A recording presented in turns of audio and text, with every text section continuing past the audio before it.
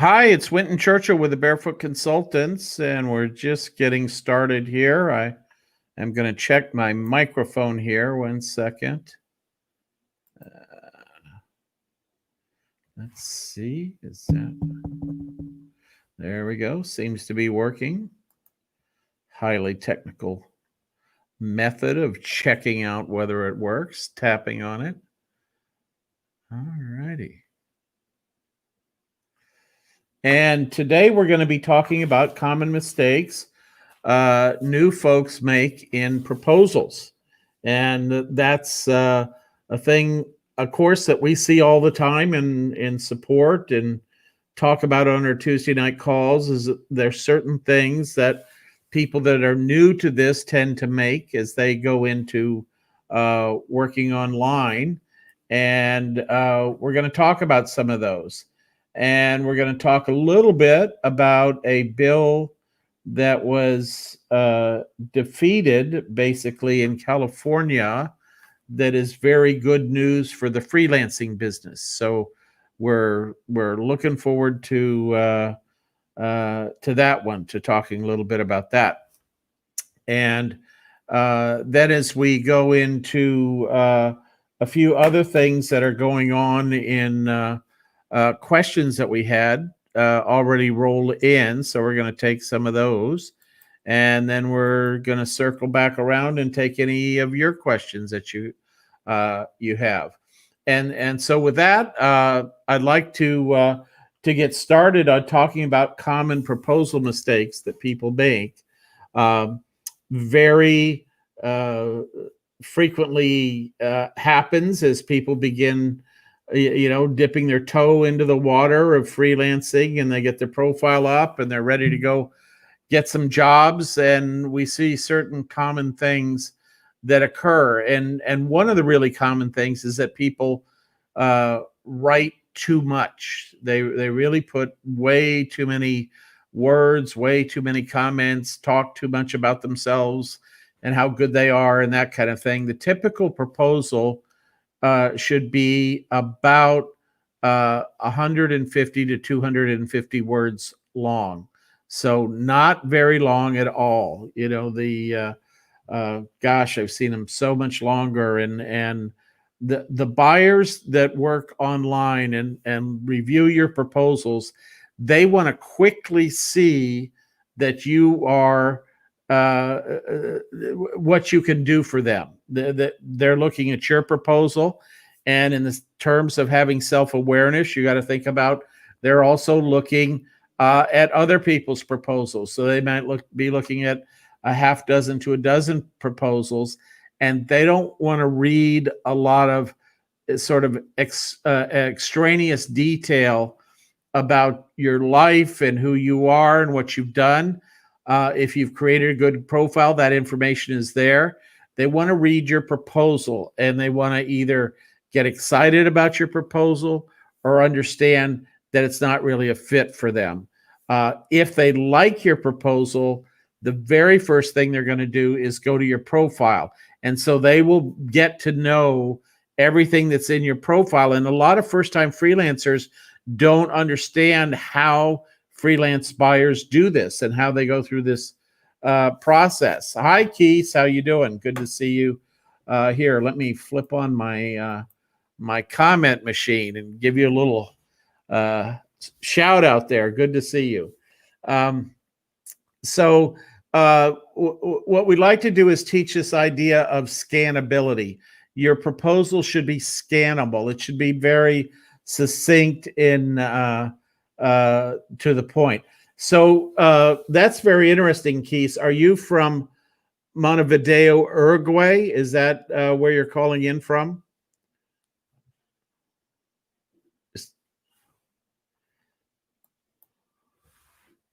Let's see if it can give you a moment to put that in the. That's somewhat interesting because both my parents are from a little town in Mexico that they call Montevideo. And I know that during as a kid, I would go there, and they had a statue to some and Montevideo was a sister city, so they used to send exchange students back and forth and that kind of thing, and it was a uh, pretty neat deal. So very good. All right. Okay, so the idea of having this scannability to your proposal is very important. It says it speaks volumes to the freelance buyer. It says that you understand how the game is played at the professional level rather than at the amateur level. The amateur level is when somebody tells you they have a cat or a dog, or they enjoy playing tennis or something like that. And serious buyers working on Upwork and spending big money on Upwork just do not have the time to get into all that extraneous information, and it's not going to help round you out. What they're really looking for is they're looking for the work, the quality of work that you do. And as you get started, they're going to give you really these relatively modest jobs to see how well you perform on those. And they can tell if somebody is good at something or somebody is not so good at something. So you just, they're looking for the quality of the work that you do.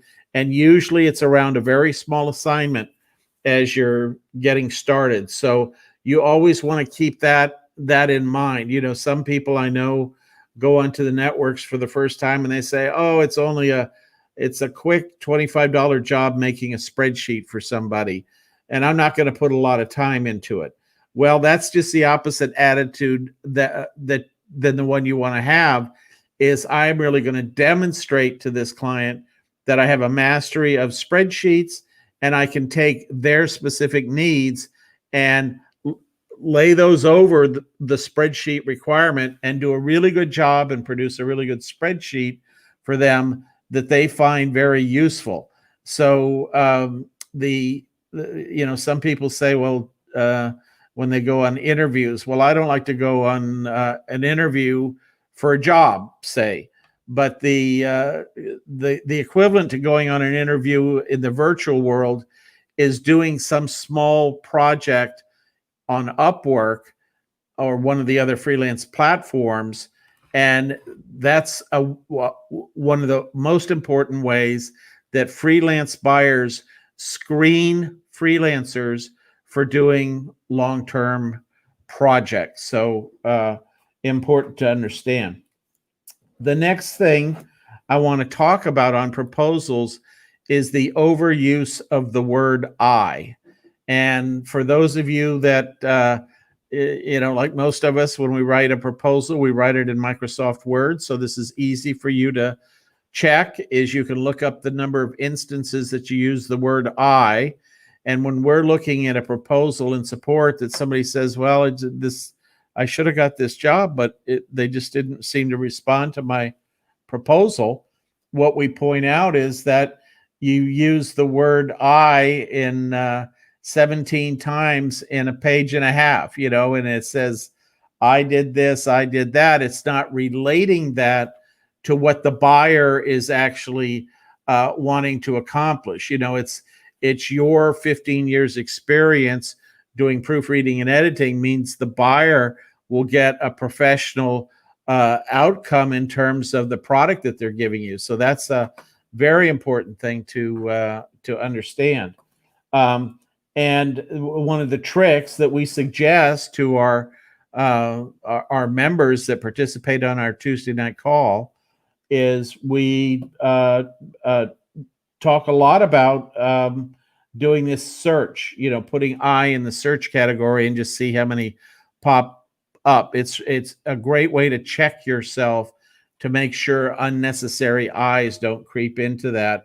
And also it's a sign, if you're using too many I's, that you need to restructure your sentences so that they talk about your experience, but in a way that emphasizes to the buyer that that's how they get where they're going, is they bring in somebody like you that's got a lot of talent in this area. So, a thing to be mindful of. And Uh, there's a few more. When we do our right now, we just finished a proposal series, and we've done 3 trainings on proposals over the last oh 3 weeks, I guess it is. And so there's a lot of stuff to cover, but these are some of the high points. And the last item is this concept of a call to action. And for people that have been in marketing or sales, you have heard of the word call to action. If you haven't, you probably don't know what it is, but you can Google it, and it's a marketing term. So I'm going to just Google that and show you marketing term call to action. Ready. Let's see here. I'm going to share this with everybody. As soon as I can find the right button, share screen. Got that. We're going to share a Chrome tab, and we've got that. So this is call to action. The call to action has probably been around 100 years. It's a well understood term in marketing, and we'll just we'll take the first definition that comes up.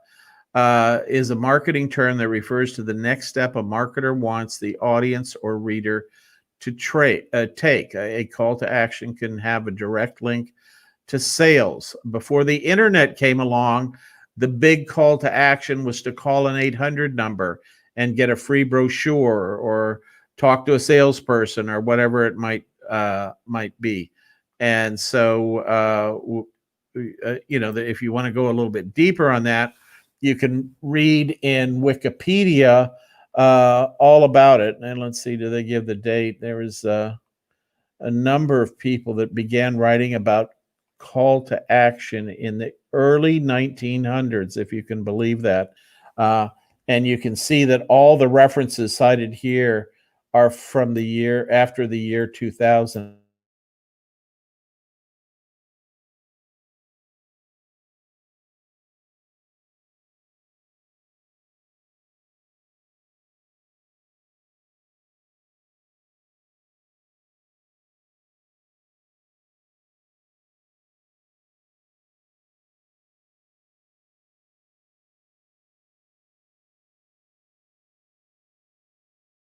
1900s, and the idea is that you say things like, call this 800 number now. Almost every commercial uses something like this. Find out more, go to our website.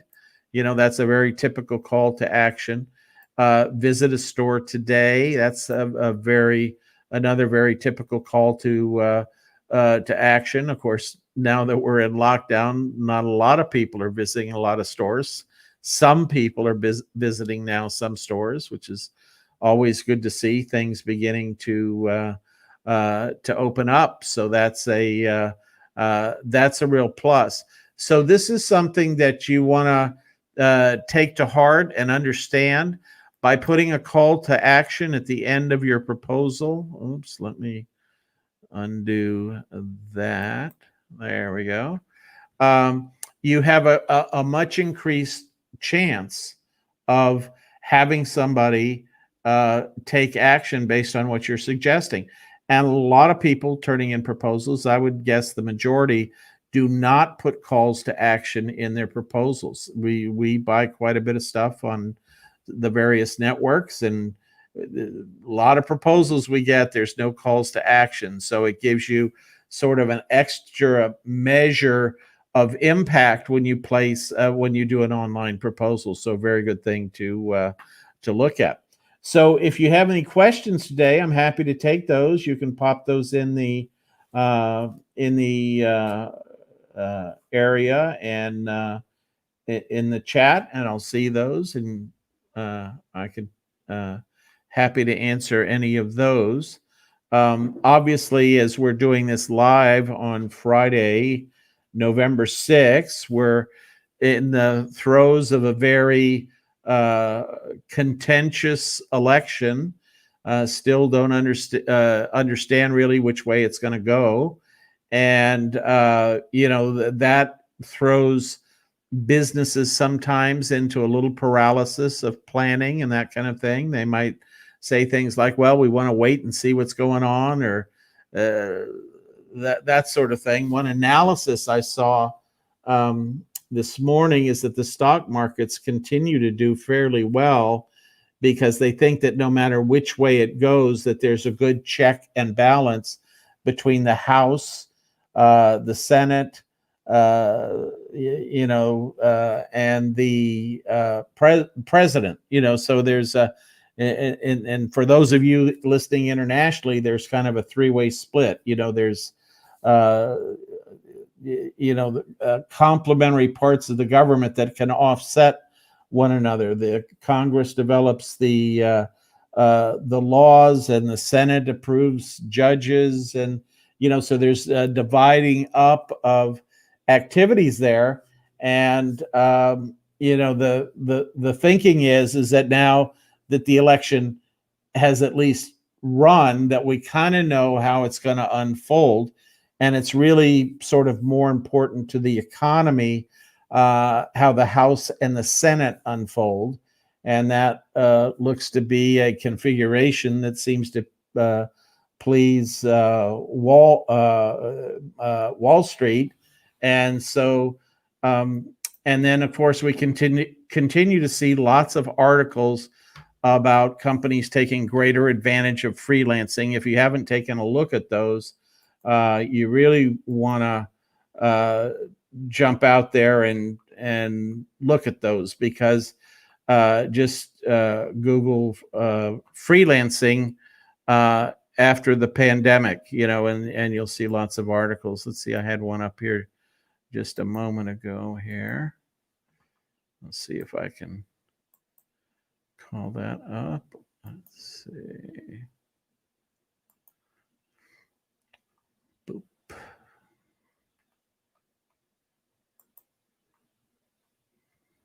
Yeah, here we go.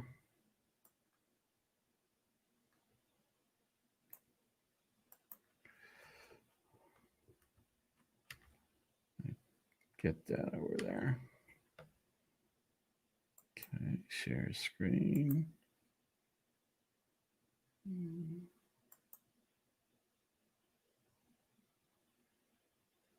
There we go. Okay.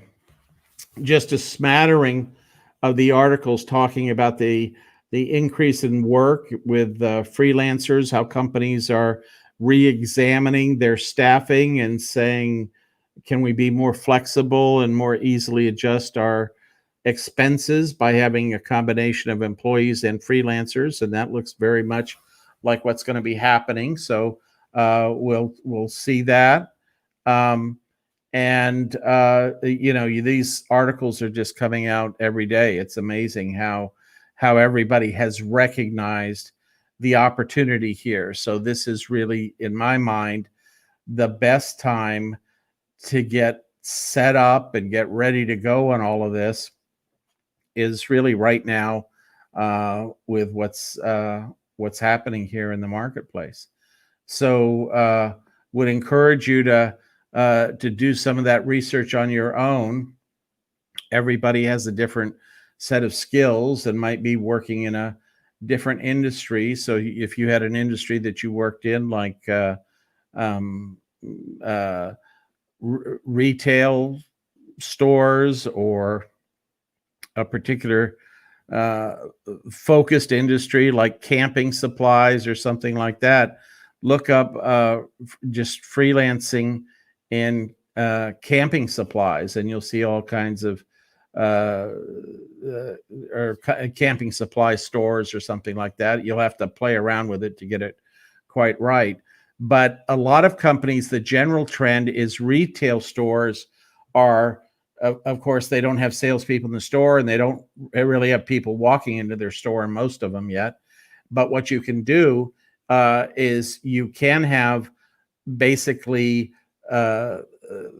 counselors that can help people when somebody walks into a camping store, they have something in mind. Usually they want to get a new tent to do a certain kind of camping, and you can do a lot of that by phone, or certainly by Zoom, as we do a lot of our meetings from time to time. So lots of good ways to redeploy and reconfigure. And the retail sales over the end of the year, I mean, we know that most retail stores have been closed, and most people have had to do all their shopping online, and the retail sales are way up and projected to go way up through Christmas. I just saw, I think there was this September retail sales report was up 5% over last year. So that was before the pandemic. So it's even stronger now after the pandemic. I mean, there might be an obvious reason there or two, is that nobody's going out. So they're going online and ordering stuff and having it sent to their house. So very important trend that we see really taking off as we turn the corner on the year. I was just talking to somebody today about, when is travel going to be starting back up and that sort of thing. And I'm stuck in Dallas right now, which is a wonderful place to be. I've lived in Dallas for many years. But I have a home down in Mexico I want to get back to. And I was on a business trip when I came here, and all of a sudden dealing with, thought I was going to be here for 2 weeks, and lockdown happened, and I've been here for 6 months. And so just lots of different things to process through, think about how the world is going to be different. And we know the big step forward has been the idea of working remotely. And we've just seen the activity level in our business increase tremendously. And now we're doing probably, let's see, 1, 2, 3, 4, 5, 6 different training programs are running simultaneously every week. So those are at least an hour. Some of them are an hour and a half. And so just a lot of, people putting their pencil to the paper and figuring out, okay, this looks like it's going to be here for a while. This looks like it's going to continue into next year. I need to take a little bit longer look at how do I reconfigure the work that I do. So that's in the cards. And historically, this time of year, as we go into the Christmas holidays, people are sort of wrapping up work things. But then we're, over the holidays, we all think a little bit about, what am I going to do next year, and how am I going to do it, and where am I going to do it, and am I having fun doing it, and am I making enough money doing it, and all those kinds of things. And those are questions that we'll all start answering in January, or maybe over the holiday season. I know a lot of people take that time to do goal planning or annual planning, that sort of thing.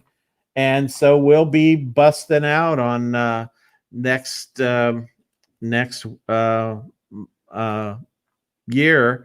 and not too long. It's funny how I was talking to somebody the other day, and I said, yeah, you once you hit November, it's like stepping on a banana peel, and the next thing you know, it's January, and that time goes pretty fast. So great time to tap your mental resources, think about how you want to change things, think about how you can put more freedom into your life. That's another big consideration. I know for me, as I was thinking about starting my freelance business going back 25 years ago, I actually started it 22 years ago. And, and every year I thought, God, I hope this is the year. I'm trying to do this over here and that over there, and I hope it all works out so I can leave my corporate job and disappear into the world of freelancing, or not quite disappear, but sort of morph into the world of freelancing. and you know, didn't happen for 2 or 3 years. But then when it happened, boy, was it good. I was ready for it to happen. And once you are out of all the stuff you have to put up with in the corporate environment, you realize how much time you really have.